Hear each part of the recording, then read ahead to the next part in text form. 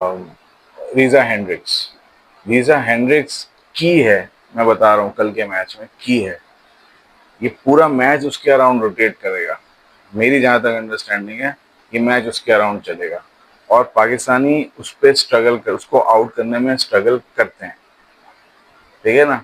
बाकी तो एक्सप्लोसिव होंगे ही होंगे, अच्छा खेलेंगे ही खेलेंगे, तेज खेलेंगे ही खेलेंगे। लेकिन ये एक प्लेयर है जिसको नजर में रखना हो, क्योंकि ये हमारे हाथ नहीं आता। ये बहुत तेज खेलता है और हमारा रिकॉर्ड से खिलाफ वो खास अच्छा भी नहीं है इस बैट्समैन के खिलाफ।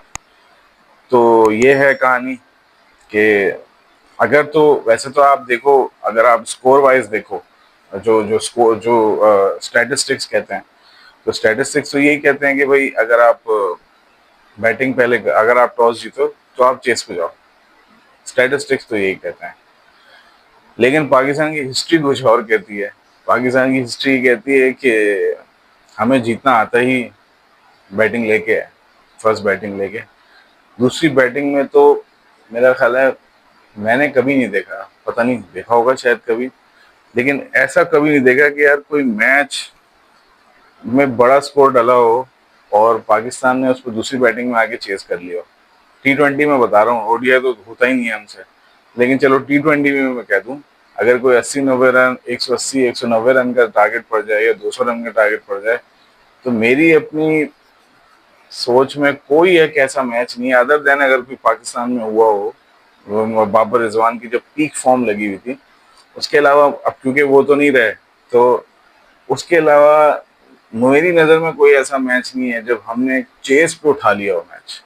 कोई 190-200 का टारगेट हो, चेस पे हम कर गए हो, मुझे याद नहीं पड़ता।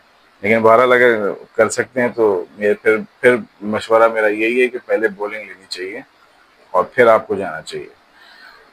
दूसरा ओपिनियन ये भी हो सकता है कि जी बैटिंग पूरी कर लो, 170 180 90 जहाँ पे भी लैंड करते हो, फिर अपनी बॉलिंग जो आपका मेन वेपन है, फिर उस पर छोड़ दो मैच, जैसे कि हम हमेशा करते हैं। तो अब हम किस मेथड को फॉलो करेंगे, ये तो फिर जब मैच शुरू होगा तो पता लगेगा। जरूरी नहीं है टॉस हम ही जीते हैं, दूसरा और सामने वाला भी जीत सकता है। तो वो भी अगर बेस्ड ऑन स्टैट्स जाएंगे तो शायद वो पहले बॉलिंग लेंगे, अगर स्टैट्स पे जाएंगे तो। उनकी बैटिंग अच्छी है और पिच सीधा सीधा है। अगर आप रावलपिंडी की बात करो तो थोड़ा बहुत तो फिर स्पिनर स्लो अगर बॉल करते हैं ना, तेज तो करते हैं, तो फिर तो ठक ठक बल्ले पे आती है और सीधा सीधा छक्के ही लग रहे होते हैं। थोड़ा सा अगर बॉल को, अगर जो स्पिनर है वो लूप दे के बॉल करता है ना, तो उसके थोड़े से चांसेस बनते हैं। पिटता वो भी है, लेकिन चांसेस बनते हैं